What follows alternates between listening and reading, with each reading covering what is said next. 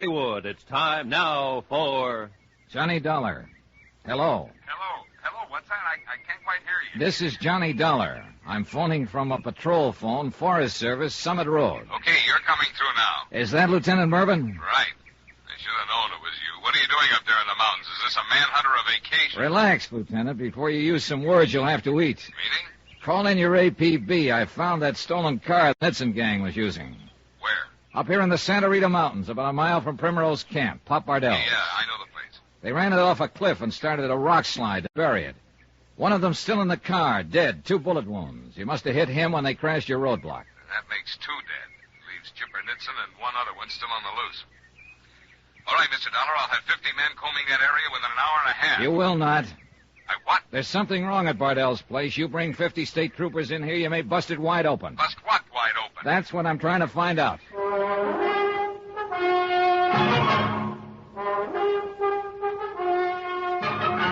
Tonight, and every weekday night, Bob Bailey in the transcribed adventures of the man with the action-packed expense account, America's fabulous freelance insurance investigator. Yours truly, Johnny Dollar.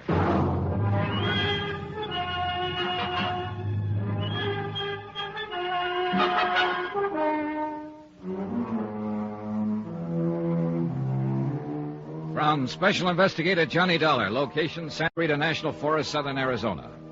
To the Home Office, Mid-States Industrial Insurance Company, Hartford, Connecticut. Assignment, the Primrose matter. Expense account continued.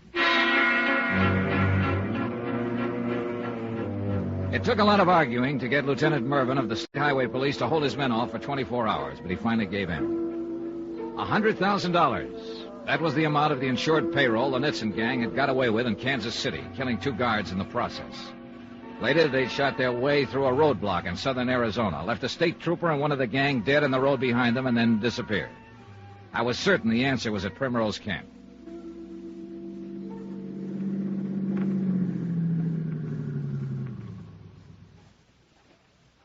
Evening, Mr. Bardell.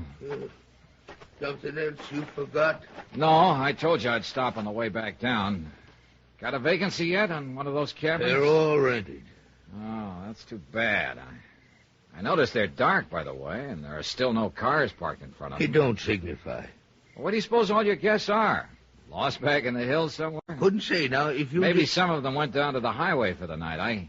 I could turn the cabin back over to them if they happen to show up. When they're rented. Makes no difference if the folks ain't here to use them. Well, that's true, I suppose, technically, but when a traveler's badly in need of a place for the night and you've got cabins standing empty... I told you before, it's better you go on down to the highway. Plenty of motels within a few miles of the junction. Well, that's exactly my trouble, Mr. Bardell. I can't.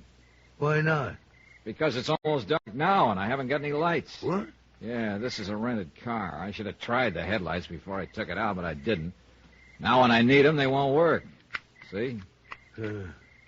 It's probably just a fuse blowed. Well, might be. Let me turn the flashlight up under the dash here. It won't take but a second to tell. That what it is? Nope. Fuses seem to be all right. Broken wire, maybe. Hard to say. Oh, think you might be able to fix it? No. It's a job for an electrician. I ain't got the equipment to trace it. Hey, is that your station wagon there at the side of the lunchroom?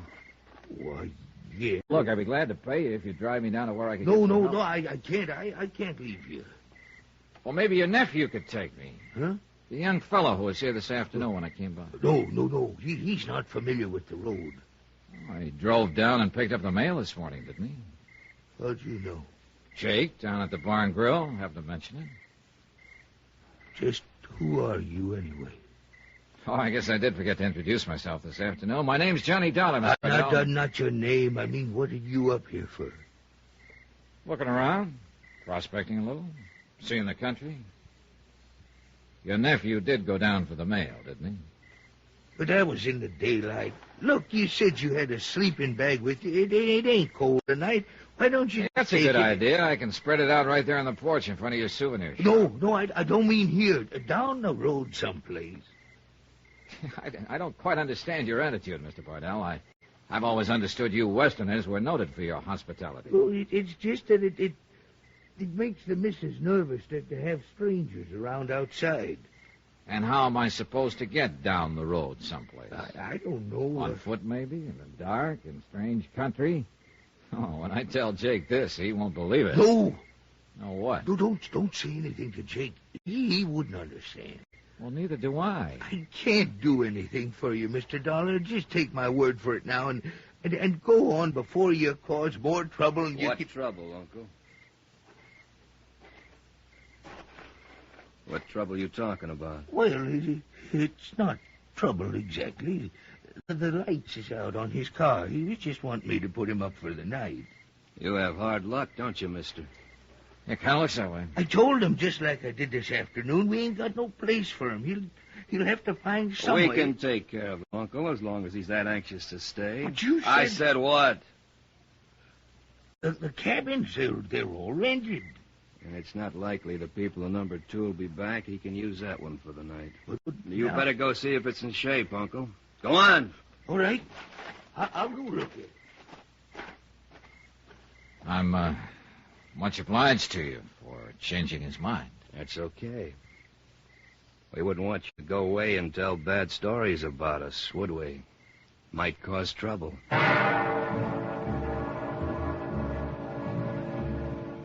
Expense account, item 7, $5. Payment in advance for one night's rent on cabin number 2, Primrose Tourist Camp.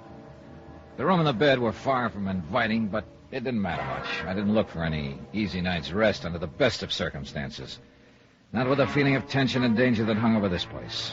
And the almost certain knowledge that 2 desperate killers were only yards away from me. Mrs. Bardell, Pop's wife, took my payment for the room and made change in the lunchroom next door to the service station. I'll have to give you ones, Mr. Dollar. Got a $5 bill. That's all right.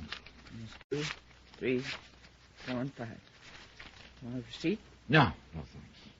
But I sure stand something to eat. Well, I could cook you up some ham and eggs, I guess. Some coffee, if that'll do you. Sure, fine. Only time I fix any regular meals, aside from short orders, when you got cabins full. And they're not full now, I take it, huh? No, not a soul. I mean, well, they're rented, of course, but the folks aren't eating here. Oh, I see. You want your eggs sunny side up? Yeah, that'll be fine.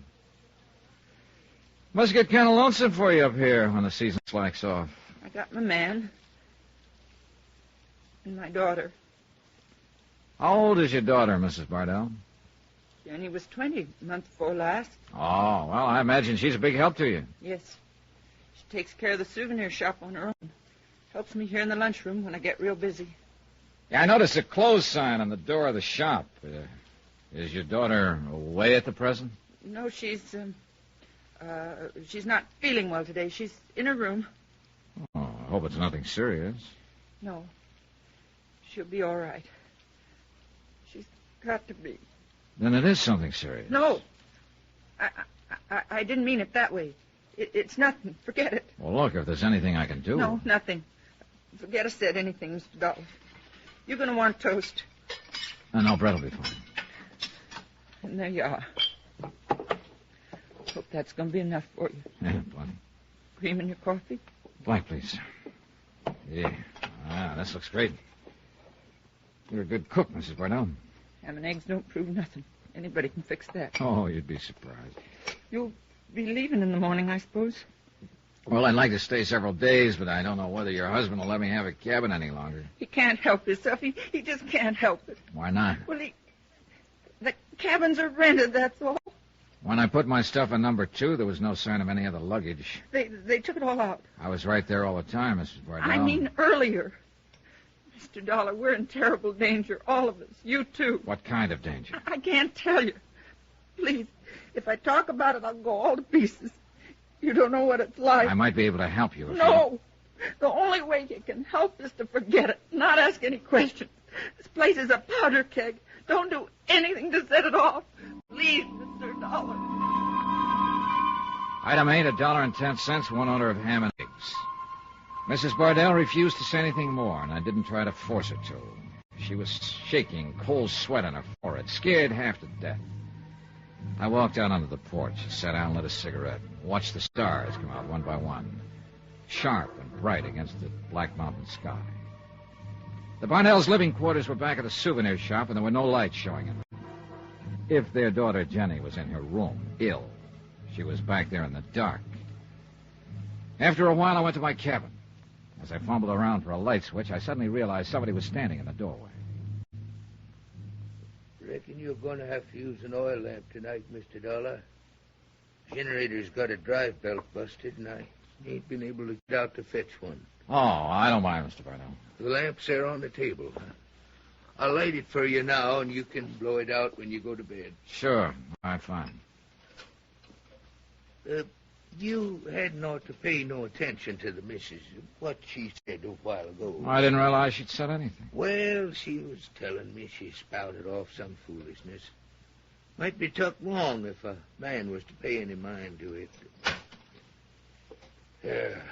If that gets to smoking, you'll have to turn it down some. Okay. Mrs. Bardell did seem a little upset, but she Well, didn't that's all say- it is, Mr. Dollar. Just upset. You know how women get sometimes. Just forget it. It's the best thing to do. Anything you need now before I leave you? No, nothing I can think of. Thanks anyway.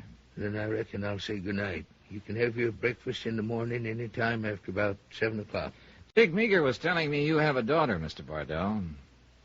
That's right. I didn't notice her around anywhere this evening. Is she... She's in Tucson for a few days. Oh? Yeah, she's in there visiting friends. Oh, I see. Well, then you're lucky to have your nephew here to help you while she's away. Yeah. Yeah, it works out real good. He's been here for some time, I suppose. Oh, yeah, several weeks now. Mm-hmm. Seems to be a lot of help to you. Really takes hold of things.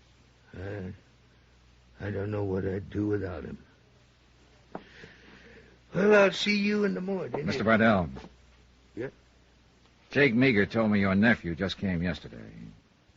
Jake drinks too much. He's always getting things mixed up. And Mrs. that way. Bardell told me a little while ago that your daughter's out back in her room, ill, not in Tucson. Well, it's like I was saying. The missus is all upset. She just don't rightly know what she's saying. And one more thing.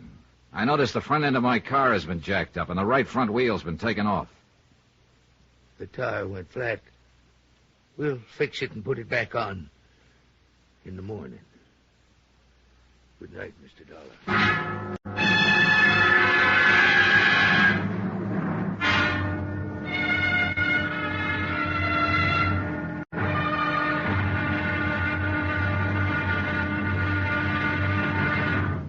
Now, here's our star to tell you about tomorrow's episode of this week's story. Tomorrow, a tightening noose, people held fast in the grip of fear. Then, violence. Join us, won't you? Yours truly, Johnny Dollar.